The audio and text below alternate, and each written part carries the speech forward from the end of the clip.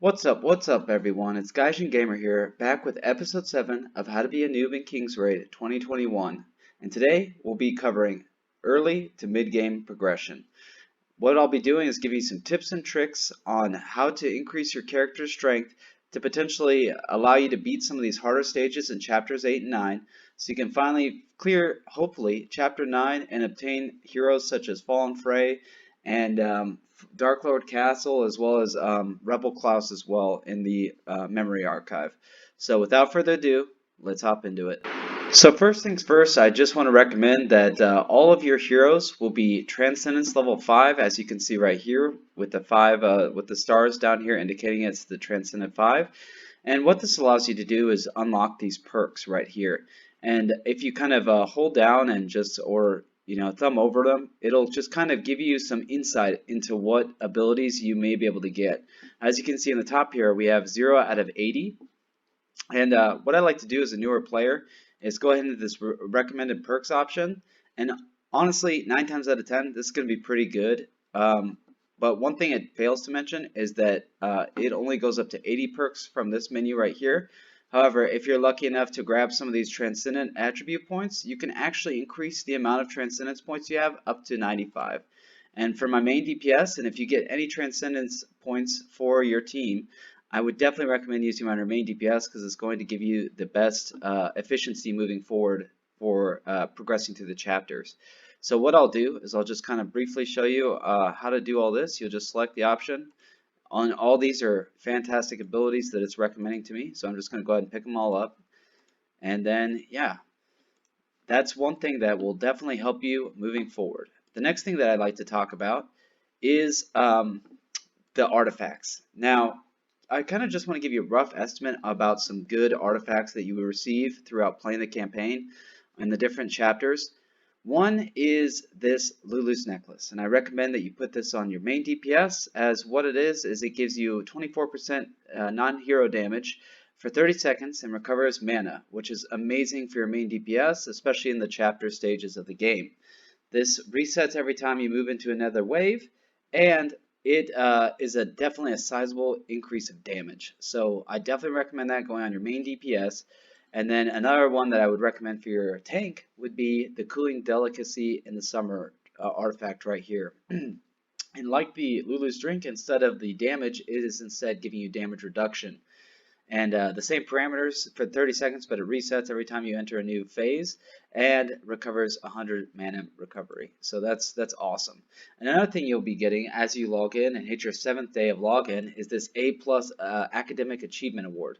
Now this thing's awesome. I recommend just throwing this on one of your supports, as it'll increase the character that's wearing its defense by 10%, and then increases the attack of all allies by 8%, and that scales depending on if it's leveled up. So that's something that I'd recommend for that as well. And then for your other characters, as you can see, I have this on my Shay. I was lucky enough to get it twice, but this is, you just kind of have to feel out what artifacts may be best for your 4th slot and your 5th and 6th once you get into chapter 9. But this reduces cooldown of Self-All skill by 1.2 seconds every 10 seconds and increases attack speed for 96 for 5 seconds. So that's an awesome artifact for Shay. And yeah, so next thing we'll cover is unique treasures and honestly altering the options on these stats here. And as you can see, I have a 4-star trinket for Rebel Klaus, and it's got 2 subsets right here for the additional options. Now what you can do, and I would recommend everyone do this because everyone has an abundance of the Reforged tickets with the event, as well as just the new player bonuses that you get and the missions, is just go in here to all of your trinkets and attempt on your main DPS to roll attack percentage main stats right here for each one. As you can see, I currently have a plus 5%. Unfortunately, this goes up to plus 9%, so I actually hit the minimum value. But what you would do to reforge this is just go in here, hit use. I do not recommend using rubies for this, especially as a new player.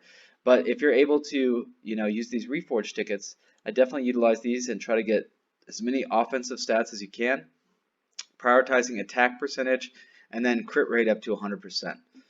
So, and then you can do that for every single trinket. You'll only get the benefit of the skill from your equipped one up here, just so you're tracking. But you'll get the secondary additional options for each of these, and it'll still affect your character. So that's not something that may be well known for you newer players. So keep in mind that they're not completely useless. If you pull extra treasures, you can equip them and you'll still get these additional options. So next up, I would recommend that along with being Transcendence 5, your hero be max level. As you can see, I just received Rebel Klaus, so I can do this video. And what I'm going to do just initially is just level them up as much as I can, because your main DPS should be your highest level character. Preferably, you'll choose the level 100 T5 selector ticket that you got at the beginning of the anniversary for your hero. Unfortunately, I couldn't due to him being in the memory archives. But I went ahead and just going to level them up, because what that does is your weapon actually scales off your item, or I'm sorry, your unique weapon actually scales off of your level. And the higher up you go, the more attack you'll get per level. So it's important to try to get your character as high of level as possible. So that's just across the board, because every unique weapon acts the same. And then finally, just equipping some 5-star gear. And unfortunately, I don't have any right now, but I would attempt to. I'm going to attempt to get some and throw some on my character, and that will also help. And that's the same for your tanks and healers, because the more let's just take a look here. The more the physical damage of the item, as you can see, this is a 5-star right here. The substats won't change, but what does change is the passive stat of the gear. As you can see right here, this gives you half of the amount of defense that the other one would give. That's the same across the board for every single item. One thing that I'll also mention is, as you can see, this has the maximum values of each of the stats that it rolled. Now, if we look over at Gao's gear, it doesn't have all of the max stats, but what we can do as well, and what I'd recommend for your main DPS and honestly all of your characters, is going in here, hitting the reforge icon, go into option enhancement, and what this does is it allows us to bridge the gap between where our gear rolled with and then its maximum potential. So what we'll do is you would hit the maximum gear enhancement. It's a little pricey, so be careful if you're trying to manage your gold, if gold's a little tight for you. But what you would do is just hit the enhance items option to max, and then all these stats would go up to the values to the right side over here. So that also might give you the slight edge that you would need to progress through the content. And then the last thing that I'd like to cover as far as characters is the go ahead and enchanting your gear. So there's actually, if you do the dragons rates, you'll get stuff with enchant tickets along with them, and each of them are different depending on which dragon you kill. For your main DPS, I do recommend getting attack percentage if possible. However, you will have to kill the poison dragon to have that available. But if not, the black dragon, as most of you should be farming, has attack speed as well as I think attack speed is probably the best option. I believe it also has MP recovery per attack, but you should be getting enough of that from all of your gear as well. So just something to keep in mind, that enchanting is also a big deal, as it gives you additional stats on top of everything.